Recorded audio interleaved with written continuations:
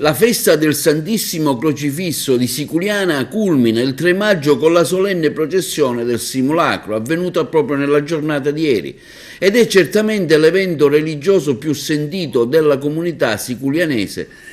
da oltre 4 secoli. Durante la tradizionale funzione della calata di Luvero del giorno precedente, il 2 maggio, all'uscita dal santuario della Vara, il 3 maggio, al suo rientro a tarda notte, la banda musicale intona le note dell'inno al crocifisso e i fedeli ne cantano il testo del coro. Ogni 3 maggio il simulacro viene portato in processione con tipici bruschi movimenti e picchiate della vara che la credenza popolare attribuirebbe alla volontà del santo. Diverse manifestazioni prodigiose sono state ascritte alla storia del drammaturgo Santissimo Crocifisso, tra cui quelle del 1843 e del 1897, quando durante la processione il fercolo o la vara che alloggia il crocifisso ebbe dei comportamenti razionalmente spiegabili. L'attuale vara viene concepita nel 1848 come sormontata da un tempietto a mo' di cielo, ma a causa della grande mole che ne rendeva difficoltoso il trasporto in processione,